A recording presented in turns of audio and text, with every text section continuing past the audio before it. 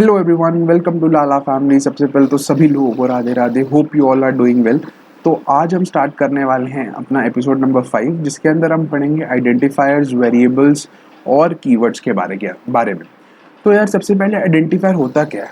तो normal English भाषा में अगर हम सोचें कि यार आइडेंटिफायर का मतलब है कि किसी चीज़ को वो आइडेंटिफाई करे।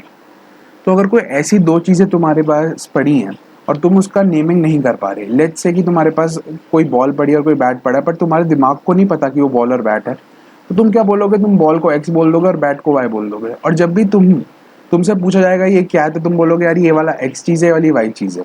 तो तुमने एक अपना कन्वेंशन दिमाग में बना लिया उस चीज़ को लेके, और उसकी जिससे कि तुम उसे आइडेंटिफाई कर पाओ। तो यही मैंने कहा है कि it helps differentiating one entity from the another. तो इसके कुछ रूल्स होते हैं आइडेंटिफायर्स के, और ये रूल्स ध्यान से सुन लो ना, क्योंकि यही रूल्स हम वेरिएबल्स बनाते वक्त भी लगाते हैं। पहला रूल ये होता है कि हम lower case letter A to Z या फिर upper case letter A to Z और डिजिट्स और साथ बाय साथ अंडरस्कोर, इन चारों में से कुछ भी मिक्सअप करके यूज कर सकते हैं। लेकिन जो आइडेंटिफायर है उसको हम कभी डिजिट से स्टार्ट नहीं कर सकते। फॉर एग्जाम्पल, मैं ये बोल सकता हूँ a इक्वल टू 10, और अगर मैं इसको यहाँ पे रन करूँगा तो ये देखो कोड बिल्कुल सही चल गया। ठीक है ना, कोड सही चल गया। अगर तुम्हें दिख रहा हो कोई एरर नहीं आया, इसका मतलब कोड बिल्कुल सही चल रहा है। अगर तुम्हें प्रूफ भी देखना है तो ये देखो, अगर मैं इसको प्रिंट कर दूंगा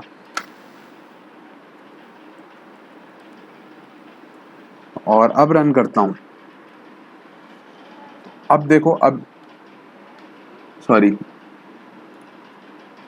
ये क्या गलती करी है मैं तुम्हें बताता हूँ। मैंने बेसिकली इसको डिक्लेयर करा नहीं और डायरेक्ट प्रिंट ऐसे कर रहा हूँ, वो गलत है। मैं ऐसे कर देता हूँ प्रिंट ए।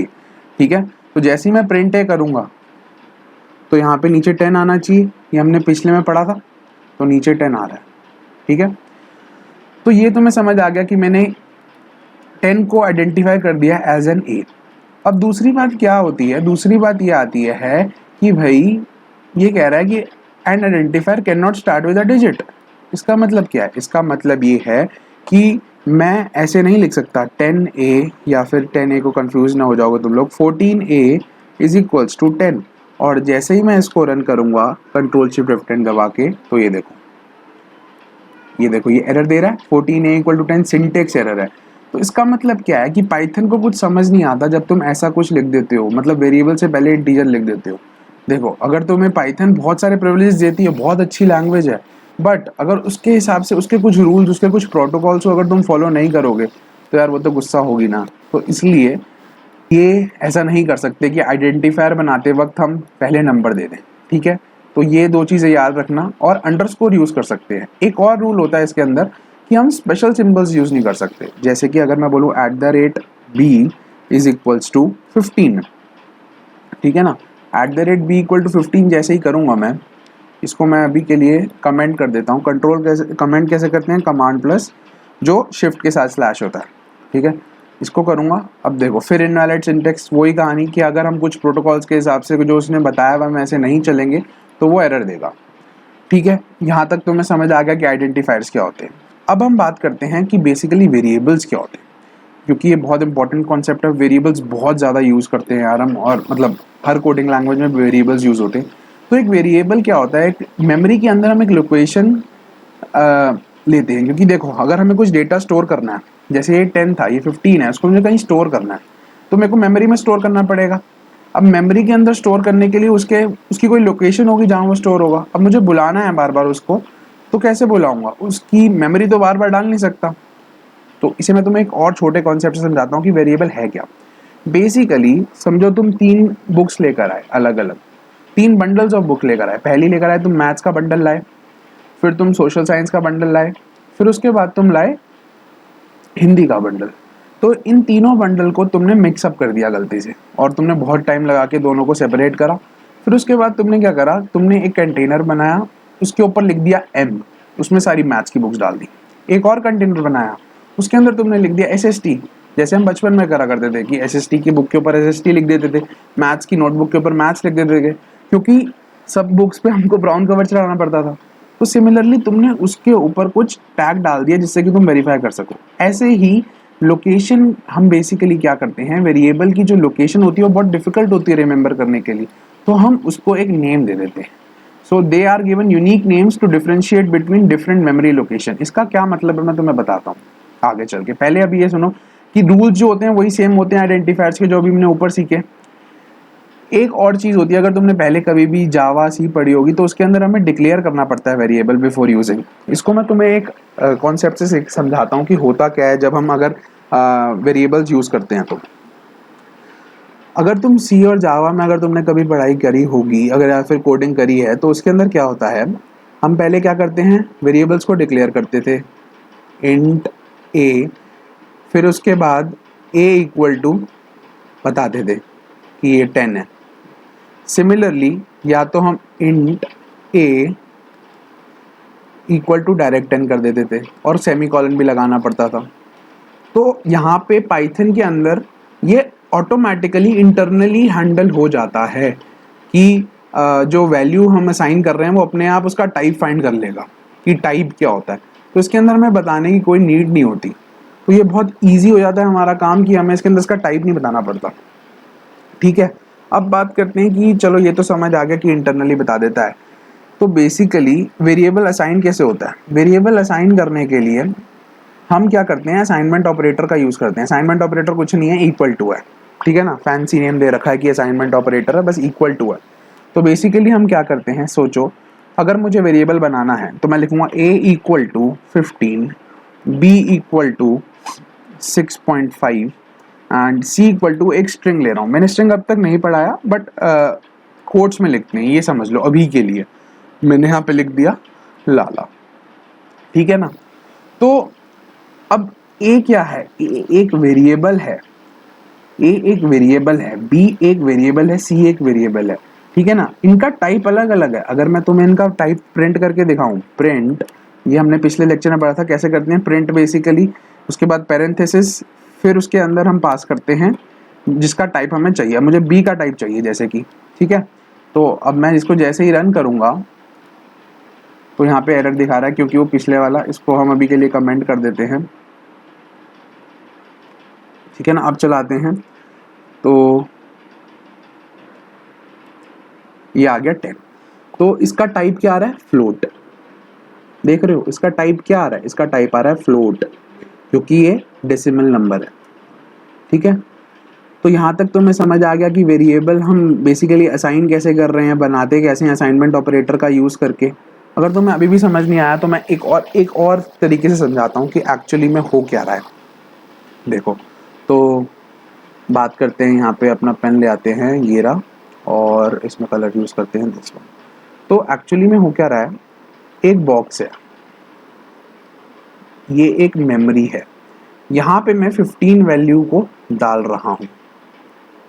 ठीक है, इस मेमोरी का कुछ नाम होगा, 1829 dot dot dot dot dot dot dot करके कुछ 288 करके कुछ नाम होगा। इस लोकेशन का कुछ एड्रेस तो होगा ना जहाँ पे ये पड़ा है, उस एड्रेस को मैं ए से कॉल कर रहा हूँ बार बार। तो जब जब मैं ए बुलाऊंगा तो मुझे इस लोकेशन पे जो डेटा पड़ा है वो मिलेगा रिटर्न में। मैंने जैसे ये बुलाया मुझे मिलेगा 15, मैंने जैसे ही बी बुलाऊंगा तो बी एक दूसरी लोकेशन में पड़ा होगा जिसमें पड़ा होगा 6.5, और उसकी एक अलग लोकेशन होगी मेमोरी के अंदर से कि 428 समथिंग, और वो क्या कर रहा होगा, बी जैसे ही इस नंबर को बोलेगा ये नंबर की वैल्यू में मिलेगी। तो ये बैकएंड पे हो रहा है। ठीक है ना, और तो यहाँ तक तो मैं समझ आ गया। अब आगे बात करते हैं हम कि ये तो हो गए वेरिएबल असाइनमेंट्स। अब बात करते हैं मल्टीपल असाइनमेंट्स की, कि मल्टीपल असाइनमेंट्स कैसे कर सकते हैं। असाइनमेंट्स का मतलब है एक टाइम पे मल्टीपल असाइन करना।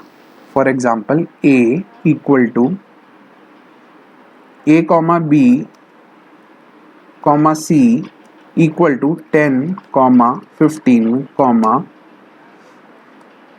लाला। ठीक है, स्ट्रिंग को डबल और सिंगल कोड से कर सकते हैं, ट्रिपल से भी कर सकते हैं, वो मैं बताऊंगा, तो इसकी टेंशन मत लेना कि यार ये क्या, ए इक्वल टू 10 हो जाएगा, बी इक्वल टू 15 हो जाएगा, सी इक्वल टू लाला हो जाएगा। ठीक है, और अगर मैं अभी इसको अभी के लिए कमेंट डाउन कर देता हूँ और आगे बढ़ता हूँ कि यार ये हो क्या रहा है, तो बेसिकली इसको मैं प्रिंट कराता हूँ। अब प्रिंट ए, ऊपर ए की वैल्यू 15 थी, यहाँ पे ए की वैल्यू 10 रखी थी, इसको भी कर देते हैं। यहाँ पे जैसे ही मैं प्रिंट करूंगा कंट्रोल शिफ्ट F10 से, तो यहाँ पे आ रहा है 10। तो देख रहे हो, इसको कहते हैं मल्टीपल असाइनमेंट्स। एक और तरीका होता है मल्टीपल असाइनमेंट्स का, इसके अंदर बेसिकली हम ए की वैल्यू को मल्टीपल वेरिएबल्स को असाइन कर रहे हैं। मेरे कहने का मतलब क्या है, a equal to b equal to c equal to, और यहाँ पे लिख दूंगा लाला, ठीक है। और अब प्रिंट करूंगा तो क्या आएगा, लाला, क्योंकि अब ए की वैल्यू चेंज हो चुकी है। ये मैं तुम्हें बताऊंगा कि यार कैसे ओवरराइड हो रहा है, वो बाद में बात करेंगे, बट अभी ये हो चुका है करंट वैल्यू, क्योंकि ये लाइन बाय लाइन चलता है, तो अब चेंज हो चुकी है ए की वैल्यू, इसलिए ऐसे दिखा रहा है। बट ए की वैल्यू अब ए बी सी कुछ भी प्रिंट करूंगा ना, मैं बी करूंगा तब भी वो आएगा लाला। तो देख रहे हो, ये होता है basically assigning the same value to multiple variables at once, ठीक है। अब बात करते हैं स्टोरेज लोकेशन पे, तो ये ध्यान से सुनना। स्टोरेज लोकेशन में क्या हो रहा है बेसिकली, फॉर एग्जाम्पल मैं लेता हूँ कोई अलग वेरिएबल लेता हूँ टी, तो वेरिएबल तुम कुछ भी ले सकते हो। ये मैंने ऊपर तुम्हें बताया था ना, A to Z और A to Z और 0 to 9 और अंडरस्कोर, बस स्पेशल कैरेक्टर्स 5-6 थे, वो यूज़ नहीं करते, उनको याद करने की भी कोई नीड नहीं है, बिकॉज जनरली हम नॉर्मली यूज़ करते हैं वो, और वो यूज़ हो सकते हैं वेरिएबल्स। तो T इक्वल टू रख देता हूँ 5 कर देते हैं, चलो ठीक है। और अब मैं क्या करूँगा, प्रिंट करता हूँ ID ऑफ T। अब ये ID ऑफ T क्या कर रहा है, कुछ नहीं कर रहा है। ID of T basically ID हमें मेमोरी लोकेशन थ्रो करेगा, ठीक है। ID हमें क्या करेगा, मेमोरी लोकेशन थ्रो करेगा जहाँ पे ये 5 पड़ा है, ठीक है। अब मैं इसको रन करता हूँ। जैसे ही मैंने इसको रन करा, मेरे को एक नंबर मिला, समझ रहे हो, ये है वो मेमोरी लोकेशन जिसकी मैं अभी ऊपर बात कर रहा था। अब मैं एक और वेरिएबल लेता हूँ, लेट्स से S, और S की भी वैल्यू रख देता हूँ 5, और अब प्रिंट कर देता हूँ ID ऑफ S, ठीक है। और अब क्या लगता है तुम्हें क्या आएगा, तो देखो ध्यान से देखो ये चीज़, ठीक है ना, ये चीज़ ध्यान से देखो हो क्या रहा है। बेसिकली मैंने ये रखा T equal to 5, S equal to 5, ये दो डिफरेंट वेरिएबल हैं, बट ये पॉइंट एक ही लोकेशन को कर रहे हैं, ठीक है ना। ये कॉन्सेप्ट ध्यान से समझो, क्योंकि हमें क्या लग रहा है कि S एक दूसरा वेरिएबल है, बट दोनों की वैल्यू सेम है, इसकी भी 5 है, इसकी भी 5 है। तो पाइथन क्या करता है इंटरनली, वो बोलता है अरे इसकी वैल्यू तो सेम है, ये तो मैंने अभी स्टोर करा है, तो मैं इसी को लोकेट कर देता हूँ। देख रहे हो, ये है ब्यूटी ऑफ पाइथन। अगर अभी भी समझ नहीं आता तो मैं तुम्हें थोड़ा सा ड्रॉ करके समझाता हूँ कि एक्चुअली में हो क्या रहा है। ये एक बॉक्स है, और यहाँ पे मैंने, यहाँ पे कोई नंबर आ रहा है 209000000848, ठीक है। और यहाँ पे तुम्हारा 5 पड़ा है, तो यहाँ पे T वेरिएबल वही वाली कहानी, इसको बोलेगा वो वापस देता है। फिर एक और वेरिएबल आया बाहर से, ठीक है, एक और वेरिएबल आया बाहर से, तो एक और वेरिएबल आया S। तो S क्या कर रहा है, S बोल रहा है मेरे पास भी वैल्यू 5 है, तो वो क्या बोलेगा, ओके ओके, इस लोकेशन पे ऑलरेडी 5 पड़ा है, तो इसके ऊपर वो पॉइंट करा देगा और फिर इससे वैल्यू दे देगा। होप ये चीज़ तुम्हें समझ आई होगी कि एक्चुअली में ये हो रहा है, दो वेरिएबल जिनकी वैल्यू सेम है, तो वो सेम लोकेशन पे पड़े हैं क्योंकि उनकी वैल्यू सेम है, ठीक है। अब आगे बढ़ते हैं कि यार इससे हमें ये ऑब्जर्वेशन मिलती है कि अगर T और S पॉइंट्स वो सेम मेमोरी को पॉइंट कर रहे हैं, ठीक है। अब इसको करते हैं डिलीट और आते हैं अपने नॉर्मल मोड पे। तो यहाँ तक तो समझ आ गया तुम्हें। अगर मैं क्या करूँ, अगर मैं S की वैल्यू चेंज करके 4 कर दूँ, ठीक है, और फिर प्रिंट करूँ प्रिंट ID ऑफ S, अब क्या आना चाहिए, अब क्या वैल्यू सेम आएगी, देख लेते हैं। नहीं आई ना वैल्यू सेम, देखो ध्यान से देखो, वैल्यू तो सेम आई ही नहीं, क्योंकि S की वैल्यू अब बदल चुकी है, उसकी लोकेशन जो है वो चेंज हो गई। तो ये हमने, लोग ये भी पूछ सकते हैं यार की डिफरेंसेस क्या होते हैं आइडेंटिफायर और वेरिएबल के बीच में, क्योंकि दोनों की बहुत बहुत सिमिलर लग रहे हैं ना वेरिएबल्स, क्योंकि यहाँ पे बेसिकली हम लोकेशन की मेमोरी को एक नाम दे रहे हैं और वहाँ पे हम आइडेंटिफाई करने को दे रहे हैं। तो क्या होते हैं की डिफरेंसेस, पहला की डिफरेंस तो ये हो गया कि both identifier and variable are names allotted by users, ये तो बेसिकली सिमिलैरिटी हो गई कि हम यूजर उसको नाम देता है। दूसरा ये हो गया कि identifier is only used to identify an entity uniquely in a program at time of execution, whereas variable is a name given to memory location that is used to hold a value. तो इससे तुम्हें समझ आ गया होगा कि जब हम program run कर रहे होते हैं तब उसको हम आइडेंटिफाई, उस एंटिटी को आइडेंटिफाई करने के लिए उसको एक नाम देते हैं, वेयर एज वेरिएबल को हम क्या कहते हैं, एक मेमोरी लोकेशन को एक नाम दे रहे हैं वेरिएबल को, इसमें एक वैल्यू होल्ड हो सके। Variable is only a kind of identifier, ठीक है ना। तो other kind of identifiers are function name, class name, structure name, तो ये अलग अलग चीजें हैं। अब बात करते हैं कीवर्ड्स की, ठीक है ना। कीवर्ड्स की बात क्यों करना चाहते हैं, क्योंकि कीवर्ड्स बहुत इंपॉर्टेंट होते हैं और हम गलती से भी कभी कभार क्या करते हैं कि keywords as a variable name use कर लेते हैं। तो कीवर्ड क्या करते हैं, कीवर्ड रिजर्व्ड वर्ड्स होते हैं पाइथन के अंदर जिनको हम यूज नहीं कर सकते, मतलब as a variable name use नहीं कर सकते। यूज तो हम करते ही हैं normally, but as a variable name use नहीं कर सकते। और एक और बात, ये होते हैं केस सेंसिटिव। तो जैसा केस है, मतलब अगर स्मॉल लेटर में और अगर नॉर्मल कैपिटल लेटर में तो वैसा ही रहेगा। और ये cannot, these are also cannot be used identifiers. मेरे कहने का क्या मतलब है, कहने का मतलब ये है कि कुछ वर्ड्स की डेफिनेशन पाइथन ने अपने आप बना रखी है, अगर तुम उससे छेड़खानी करते हो तो बोलता है भाई मैं तो एरर दूंगा, ठीक है।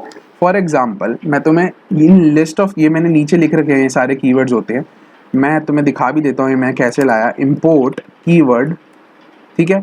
बेसिकली इसको ये समझना कि अभी इंपोर्ट मैं तुम्हें समझा नहीं रहा, बट मैं कुछ पैकेज को इंपोर्ट कर रहा हूँ, ठीक है ना। कुछ पैकेज को, कुछ फंक्शंस को अपने इस कोड में बुला रहा हूँ। Print keyword dot KW list, basically keyword की लिस्ट को मैं प्रिंट करा रहा हूँ और साथ में मैं क्या प्रिंट कराऊंगा, इनकी लेंथ। लेंथ को हम len, ये बेसिकली एक तरीके का फंक्शन है, बिल्ट इन फंक्शन है len, जिसको मैं यूज कर रहा हूँ, ठीक है ना। ये क्या करता है, ये बेसिकली जितने भी इस लिस्ट के अंदर एलिमेंट्स होंगे उनको काउंट करके उनका नंबर बता देगा, उनकी लेंथ बता देगा टोटल, ठीक है। तो कीवर्ड डॉट KW लिस्ट, और अब इसको करते हैं रन। तो देखो यहाँ पे ये आ गई false, none, true, peg parser और आ गए 36। तो टोटल 36 कीवर्ड्स ऐसे हैं जो कि हम as a variable name use नहीं कर सकते। फॉल्स ये एक बुलियन टाइप है, नन की बात हम पहले कर चुके हैं, फॉल्स ट्रू बुलियन टाइप है, and, as, assert, async, await, break, class, ये सब पढ़ाऊंगा, इसमें कोई टेंशन नहीं है लेना। तो ये बहुत ट्रिवियल से नाम तो है नहीं कि जो हम नॉर्मली यूज करते हैं, तो तुम्हें टेंशन लेने की कोई ज़रूरत नहीं है कि यार ये कीवर्ड्स हमें यूज़ नहीं, बट कभी भी ये कीवर्ड्स यूज़ नहीं किए जा सकते। फॉर एग्जांपल अगर मैं बोलूँ, जैसे ग्लोबल एक कीवर्ड है, ग्लोबल इक्वल टू 15 करूँ और इसको मैं रन करूँ तो एरर देगा, इन सिंटैक्स एरर, क्योंकि तुम छेड़खानी कर रहे हो पाइथन से। तो यहीं पे सेशन कंप्लीट करते हैं। होप करता हूँ तुम्हें सब कुछ समझ आया होगा। अगर वीडियो अच्छी लगी हो तो यार लाइक कर दो, सब्सक्राइब कर दो और शेयर कर दो। And thank you so much for being such a wonderful audience. और हाँ, राधे राधे, बाय बाय।